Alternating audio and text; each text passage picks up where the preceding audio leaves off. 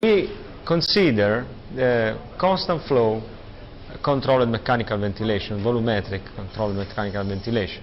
That means that during the inspiration a constant flow is reached and is maintained by the machine depending on the inspiratory time and the tidal volume we set. During the constant flow, constant volume is given for unit of time.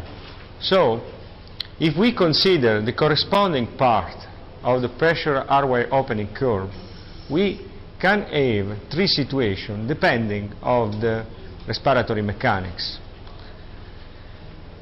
The most simple scenario is when the line during the constant flow inflation is completely straight. It means that from the beginning of the inspiration to the end of the inspiration, the characteristics of the lung are constant. The mechanical characteristics of the lung are constant. And in the left you see that in this case, if you have a step increase at the beginning of the airway opening pressure, and then it stabilizes and it grows slowly, it means that there is a change in respiratory mechanics, in the sense that at the beginning the lung was stiffer, and then the lung becomes more and more compliant. This means, in other words, that during inflation we are opening some units that were closed at the beginning of the inspiration. So there is a tidal opening, a collapse of the lung. It means ongoing recruitment. If we have the opposite behavior, if the lung becomes stiffer at the end of inspiration, we will have this kind of curve. It means the curve, the compliance is decreasing during the inflation. And in this case, we can speak of ongoing overdistension of the lung. To quantify this concept, we try to fit, to operate a mathematical fit of this exponential equation on the airway opening pressure trace during the constant flow inflation. And according to this implementation, if we consider only this coefficient of the equation, if this coefficient is lower than 1, it means that this curve has an upward concavity, and it means that P is lower than 1 and there is an ongoing recruitment during inflation. That means tidal opening and collapse of the lung. If B is equal 1, we have full recruitment of the lung, so we consider that the respiratory mechanics, the characteristic of the lung in terms of elastance don't change during inflation, and if B is higher than 1, there is an increase in elastance at the end of the inflation. That means that the lung is overinflated. So we cooperate with an engineer and we create this software that is able to identify the constant part of the respiratory flow and to identify the corresponding part of the pressure airway opening, and to fit the equation we said before on this part. And in this case, visually we see that there is an upward convexity, and it means that P is lower than 1. It means ongoing recruitment. In this other case, B is higher than 1, and that is an overinflation. And at the end, we had a constant flow, a constant rise of the pressure airway opening during constant flow inflation. That means that lung is completely recruited. So we can go to the experiment. First of all, thanks for coming. I want to make one point clear. All what you are seeing that has been doing on this animal has been done under the supervision of professional veterinarians, and has been approved by an ethical committee. And this is not just to say a phrase, but just to stress an important concept in research. Ethics is not just a pain in the neck for a scientist. Ethics is an important piece of research, including animal research. So everything has been approved that is guaranteed from the ethical point of view. The rights of the animal have been guaranteed. So having said that, we will test with this model the hypothesis that Salvatore described. If we can shift, okay, now the animal is ventilated with a fixed tidal volume of 250 ml that should correspond to the magic 6 ml per kilogram of the NIH trial. Tidal volume, respiratory rate, TI tot will remain constant throughout the procedure. We measure the value of B. Now what you see here is not the final implementation. What you see here is just a very preliminary version of the software. And I would like you to focus your attention on the bottom panel here. What the software is doing is essentially a moving average. So it's taking a certain number of breaths, is making the average, and is giving the value here. Then it takes the following breath and it adds it to the average and goes on and on.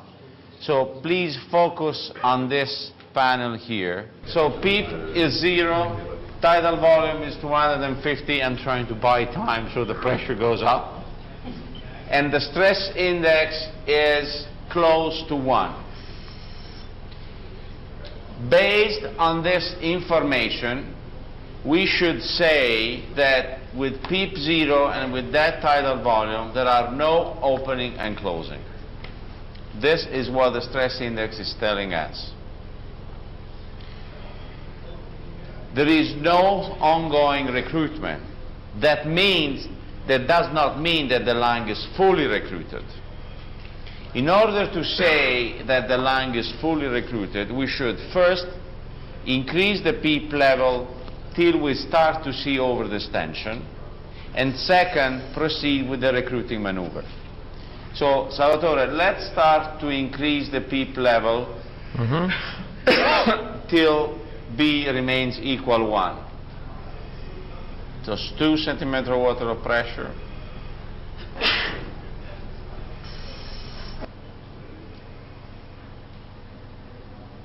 See, now we are starting to see some consistent increase in stress index.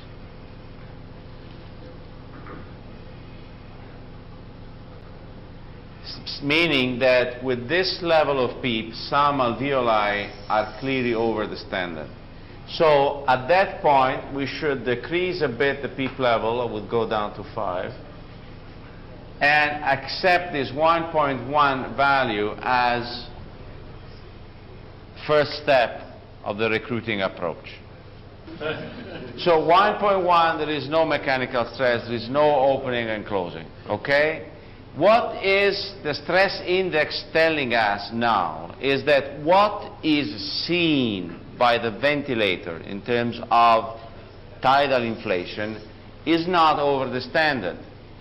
Is not telling that everything has been recruited. So if hemodynamics would allow us, we should do a recruiting maneuver now.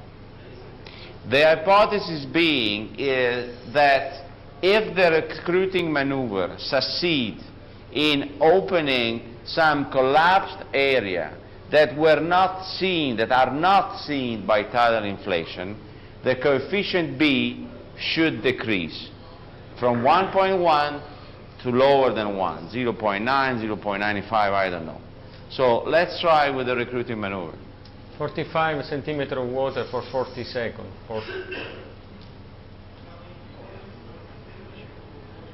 So we got a reduction in stress index, meaning that some units have been opened by the 40 by 40 maneuvers that are now seen by the ventilator and are opening and closing. Now, then, at this point, we should further increase the PEEP level. Slowly, Salvatore. Wait a bit. Is it on volume controlled ventilation now? Yes, yes. The animal or the patient should not actively breathing during the measurement. Because if he's actively breathing, he may change the pressure time profile because of the active contraction of the respiratory muscle. You don't always use pressure controlled breathing. We will, let me finish, then please ask me exactly this question as soon as we finish with the open procedure. Please. Because it's a crucial point. Are we almost there? So further increase the PEEP level. Okay, we are there. So we say 1.1 is the limit. If this is a mathematical approach, well, we must identify a clear cutoff. And the cutoff that we identify is above 1.1. Higher than 1.1, any above of, is considered as overdistension. Now, Salvatore, okay. Now that it's clear some overdistension here. Okay? Are we sure of that or not? So we have some sign of overdistension. Salvatore decreased a little bit the PEEP. So remember, you have to look for the overdistension, then you have to go backward in order to find the PEEP that gives the stress index equal 1. Once you have done this, you repeat the recruiting maneuver. Now, if the lung is fully recruited now, the application of the recruiting maneuver should not influence the B value. If this recruiting maneuver is further recruiting lung unit, the B value should change again. So, Salvatore, repeat the recruiting maneuver.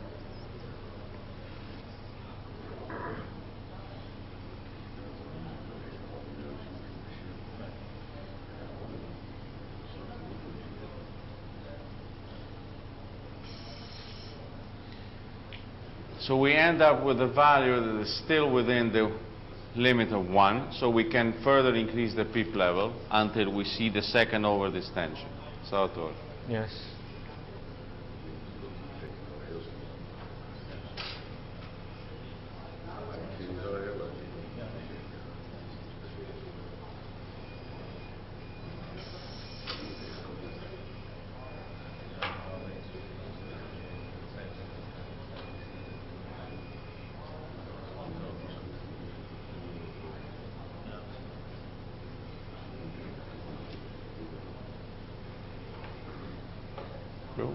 Okay. Here. Now it's higher than 1.1. The PEEP is 18. Now, if everything is open now, by repeating the recruiting maneuver, we should not see any effect on the stress index.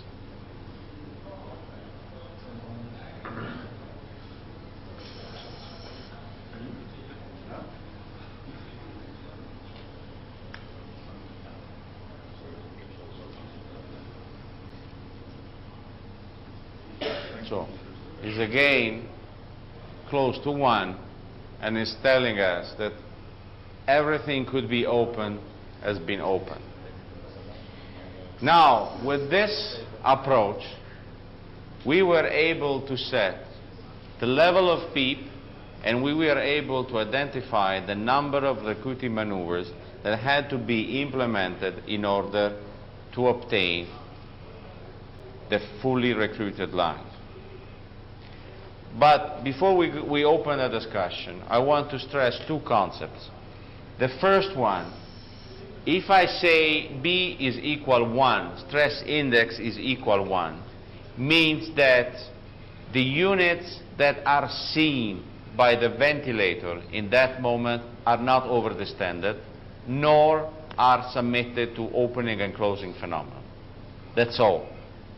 To say that the lung is fully recruited, I have to go through all this procedure and read the value of the stress index before and after the application of a number of recruiting maneuvers.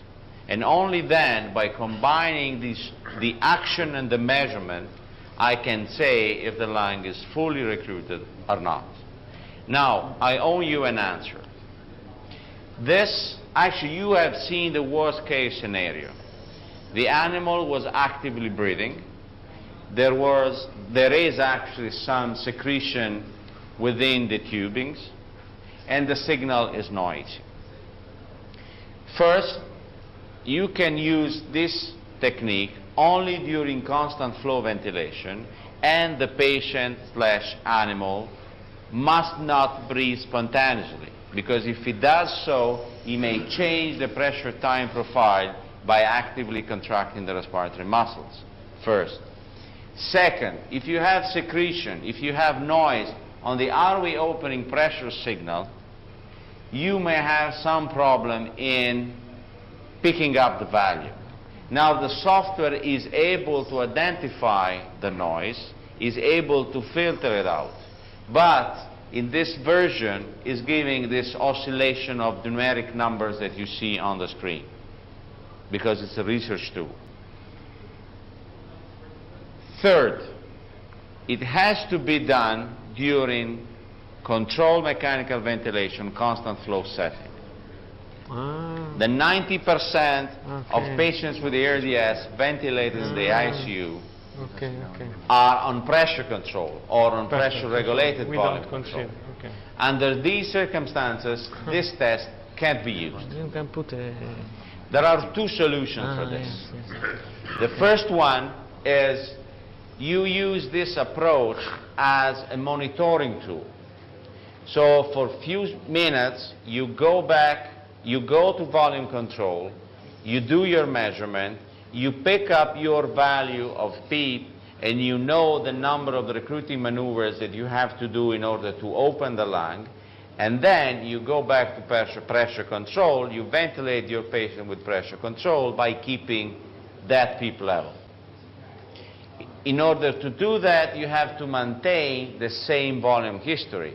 In other words, tidal volume and TIT total and respiratory rate should remain constant.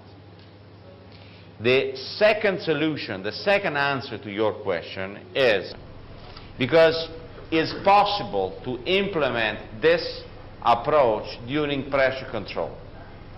The problem is, to give you some details, is that you must have constant flow, because we are looking at the dynamic changes of compliance. In that airway opening pressure signal, you don't have just information on the elastic behavior. You have information also on the resistive component, which are not relevant in this context. Now, we can get rid of the resistive component because flow is constant. So since it's constant, we can take it away. If flow is not constant, as during pressure control, the changes in pressure or in flow are related also to the resistive component. So the system that we are thinking to implement, and again, it requires 6 to 8 months of engineer time work, is you have some values of resistance, of all the kind of resistance, elastic, viscoelastic, and ohmic resistance coming from the literature, okay? You implement these values into a model, and you feed this model with the data coming from the patient. Then the system, using a technology called artificial network, or I mean, it's a kind of, I'm not an engineer, so I don't know if I'm using the right expression, but what the system does is, this is the data from the patient, these are the data from the model. I will make the two, I will work in order to make the two as close as possible.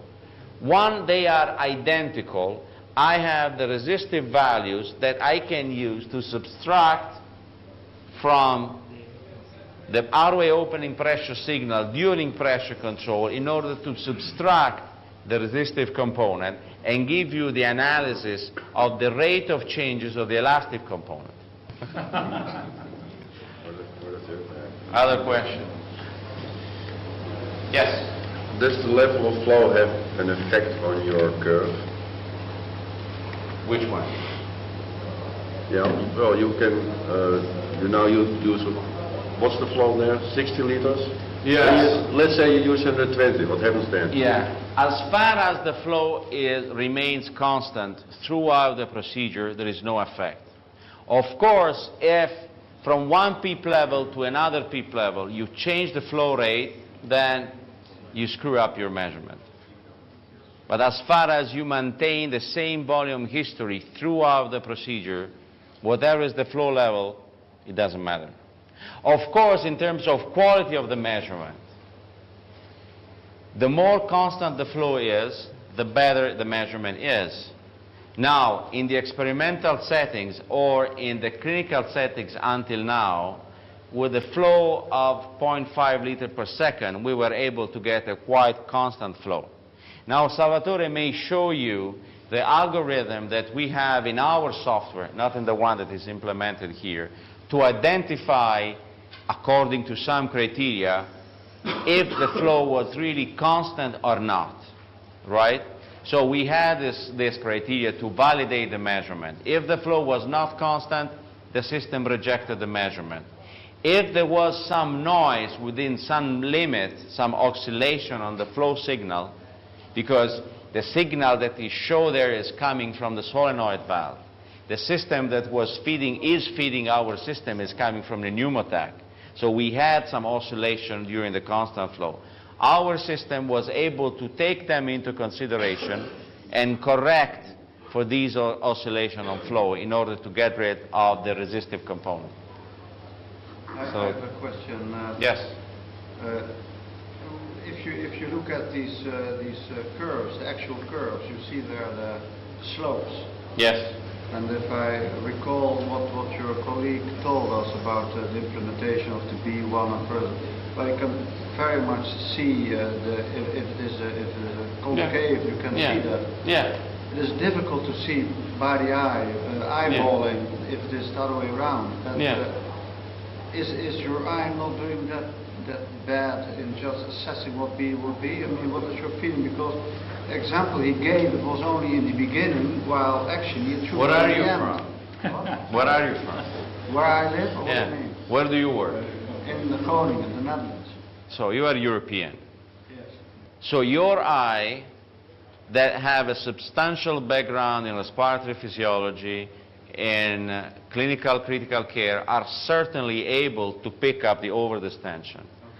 The eye of a second-year resident in internal medicine are not. And there is another, this is the first part of the story. Of course, we have something else in mind, because if this system works, if it's validated in your hands, not only in our hands, it could theoretically be used to semi-automatically drive the recruiting procedure. And if you want to do this automatic recruiting procedure, you must have a mathematical quantification of the phenomenon. But that's the reason why you want to have to add that engineer, because for practical purposes it would never be a problem just to do this flow, constant flow measurement. How Ventilating on pressure support, but if you are talking in a further way that you want to do it on an automatic basis, then I see your point. Yeah.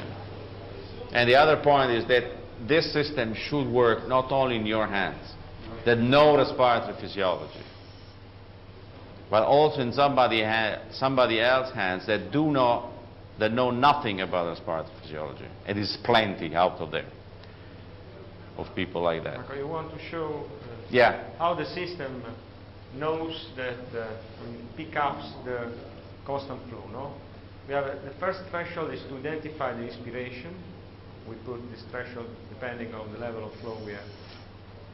And then the system has a tolerance level that has a grid in which the flow can vary. If flow, for example, there is a leak or there are secretion in the tubing, is not constant, the system gives not a number of stress index, but says, okay, there is a problem or an alarm message to try to solve the problem.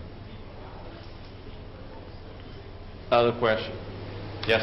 Why choose 40 centimeters of water? Because we already see that the animals has problem with it. So when you standardize it and use it worldwide in patients, then you may expect a certain amount of problems in your patients. Well, there are a number of papers suggesting the use of 40 centimeter of water of pressure as a recruiting maneuver. And we have to start from there. There are papers from anesthesia, and we have seen them today. There is the Marcello Mato trial, a paper that just appeared in the Blue Journal using a 40 centimeter of water, the paper that Salvatore and I are going to publish on anesthesiology recently used the 40. I think it's a reasonable starting point. Physiologically, is the pressure a total lung capacity? Now, you may have to adjust this pressure based on the hemodynamics in this case, or on the response of the patient. In some patients, 40 centimeter water pressure are not enough, for example, and you may have to use higher pressure level if hemodynamics allow you to do it. But again, you have a tool that is telling you if the maneuver is successful or not.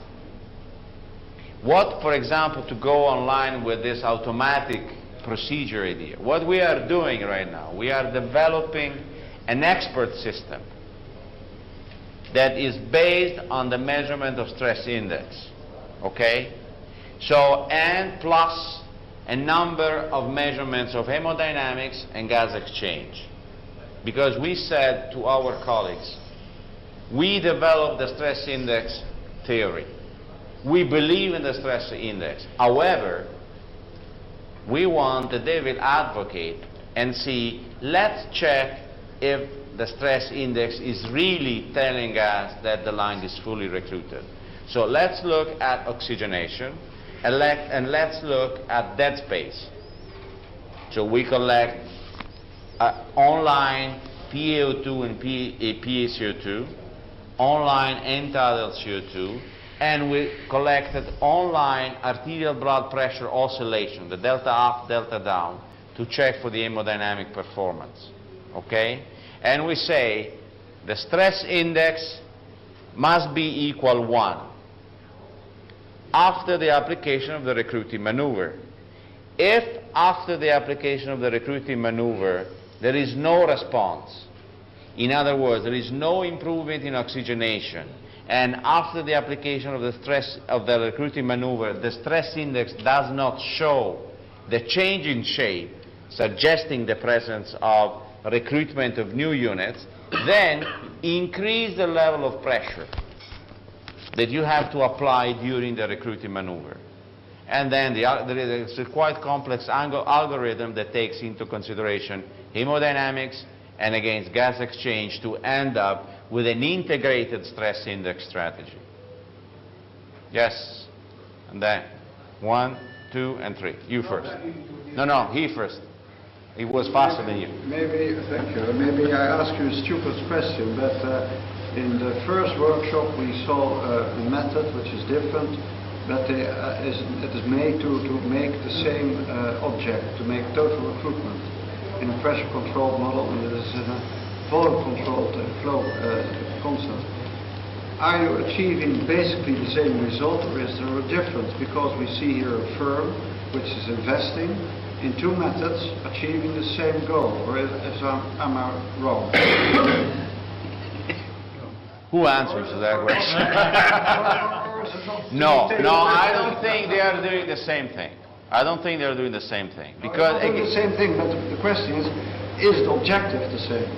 But is the method of arriving in fact different only, or is what the goal is also different, or suited for different patients, or whatever? I don't know exactly what they are doing, but I know that the goal of this stuff is, yes, to provide you an information that may help you to get to the open line. That's the same what they do. Yeah, but I said yes, but the main goal of this approach is to help you to know if your ventilator settings are causing or not mechanical stress. Full stop. Now, we are somehow forced by the context to talk about the fully recruited lung, the open lung approach, okay?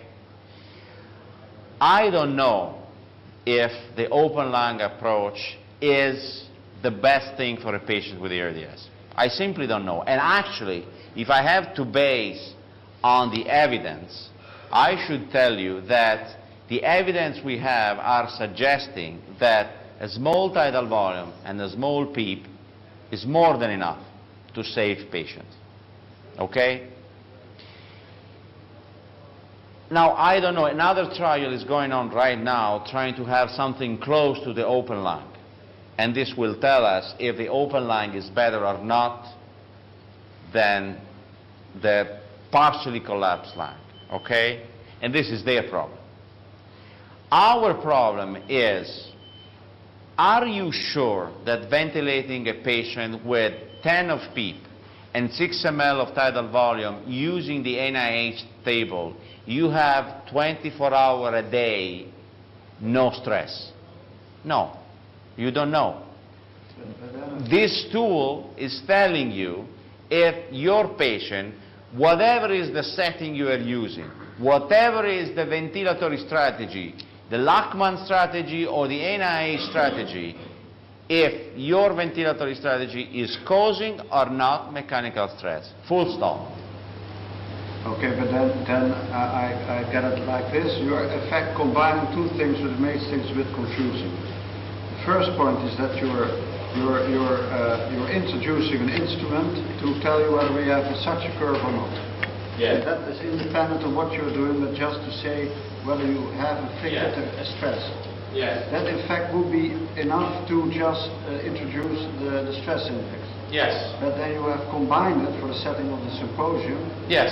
By saying that with this instrument, in fact, you could also use it exactly. as an application. Yes.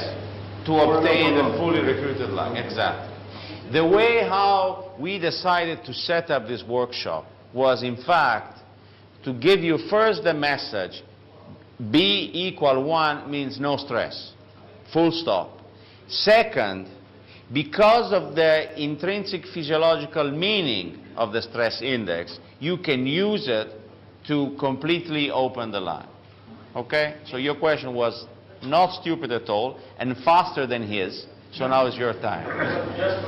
My question is, how can you differentiate if in the same time there is some recruitment and some overfistation? Salvatore, the answer is yours. The answer is that we thought of this because it is certainly possible. It's a very good question, because it's certainly possible to have a lung that is collapsing and reopening and then is overinflated because of excess of tidal volume. So in our software, original software, you see that we have split the stress index in two halves. So the software evaluates the whole stress index in the part of constant flow, and then the first half and the second half. If there is a difference in sign in the first half and second half, it means probably that this phenomenon is occurring, because we have a B lower than 1 in the first part and then overinflation, so a B higher than 1. So the mean value could be different, but if we analyze the first and second half and we found differences, huge differences in these two halves, we have a signal that is an alarm saying that there is a contemporary overdistension and recruitment. Now, what is the real occurrence of this phenomenon in all the experiments that we have done? Zero. For the simple reason that we are using very small tidal volume. So actually, if we go back to the ventilator, we may show you this phenomenon on the screen, but we should take the PEEP off and go with a very high tidal volume. Then you may see this double shape of the curve. It's possible to reproduce. It's possible to have it. Well, we have reproduced it in clinical practice. We have never seen, because again we fixed the tidal volume to the 6 ml of the NIH trial. Now, you may argue that this is not correct, but we had to start from something. And again, this is an important point of the approach. This approach works as far as you keep constant the tidal volume and the flow. If you start to change at the same time the PEEP and the tidal volume, you get lost and you screw up the measurement. So this, by keeping the tidal volume constant and using the stress index, you have two information. What is the maximum PEEP level I can apply without causing injury? That's the first point.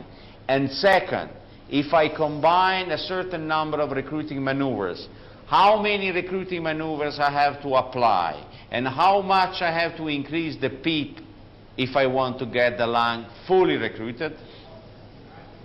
Okay?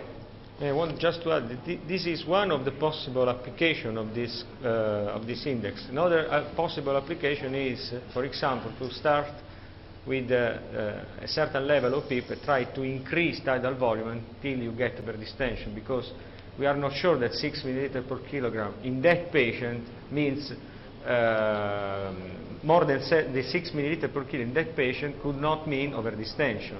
So we can titrate ventilation for that patient according to this tool that is able to analyze online what is happening in terms of mechanical stress. Yes. It was you? Yes. I'm wondering, you apply the high pressure for 40 seconds. And in the injured lung, we do have slow and fast compartments. Don't you think that putting this high pressure into the lung might overinflate fast compartments? Yes. The 40 by 40 maneuver, 40 centimeter of water pressure for 40 seconds, has definitely some limit, but is somehow the standard procedure, again coming from some anesthesia study, coming from critical care studies, so it is a reasonable starting point. What you said is correct, but you have also to take into consideration the time factor, because you apply a prolonged sustained inflation. And during a prolonged sustained inflation, the regional differences among the zone with different time constants somehow can be eliminated, because we are talking about 40 seconds. So that the time response of a very non-homogeneous system is between 3 to 5 seconds. So with 40 seconds, you should be able to apply the same amount of pressure to the entire structure, which does not mean that you make the lung completely homogeneous, but that sooner or later you have the time to apply that airway opening pressure to every single alveolar unit with that time. Other question? Yes. Well, if there's no one, I have another bit outside of this question maybe. If you're doing volume-controlled ventilation on your patient and you're just looking at your build-up of your pressure curve like you see in the upper, and you see, say, a curve which would show B under 1, and what would you do? Increase B. Not an ARD, just an ordinary patient. I would put some P, yes. Then, so you would use that curve? Yes. Always to get a straight line? Yes. You wouldn't accept it? Yes. Yes. And actually there's a great interest in, for example, we have some data on patients recovering for cardiac surgery. And it's a randomized controlled trial. Patients recovering from cardiac surgery admitted to the ICU and ventilated for 6 to 8 hours, not a long period of time, with the high tidal volume, no PEEP, versus small tidal volume, high PEEP. Cytokines concentration is much higher in the patients ventilated with high tidal volume, no PEEP.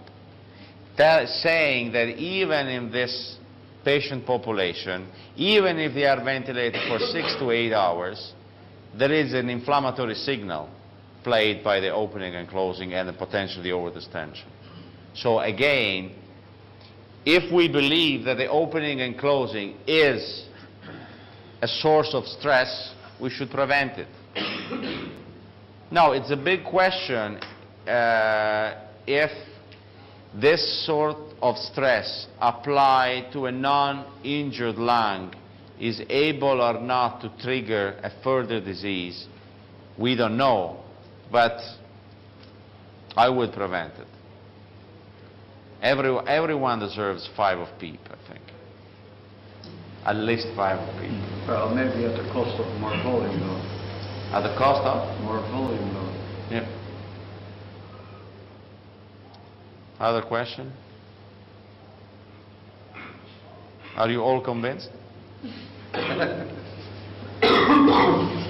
Yes. You say that if you have this p-value of 1, you would assume that there is no cyclic reopening at all. Yeah. But you are looking with this measurement at the whole lung. So Yes. it will not give us information about the situation in the lung at the smaller level, Yeah. smaller compartment. Yeah. So there might still be reopening and closing. No. You are getting the information for all the alveolar units that are, quote unquote, seen by the ventilator. You see what I mean? You have 1/3 of the lung that is ventilated, that is receiving the tidal volume. The information that you have are strictly limited to that amount of lung that is ventilated. All the alveolar units that receive some volume and therefore generate some pressure are contributing to the information provided by the stress index. If there are some units that are not taking place to the mechanical events of the tidal inflation, they are not telling their status with the stress index.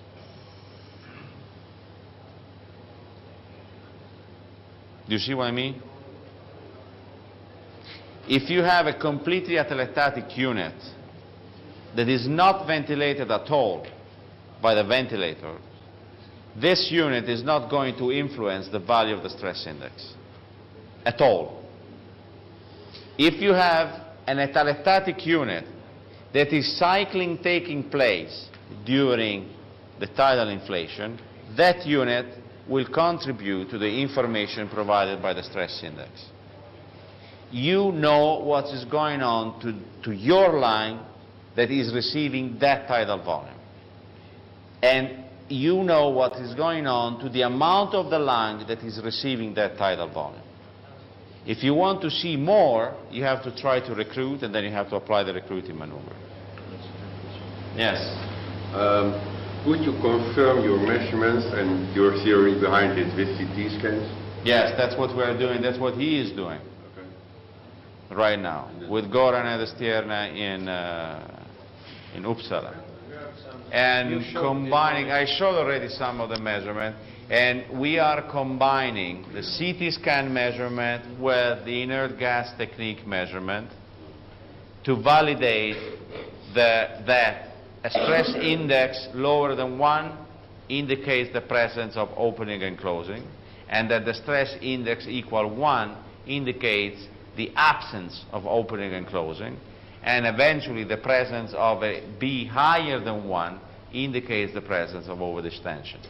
So we are duplicating the animal trial looking at biological markers of injury using physiological markers of injury using CT scan and VQ.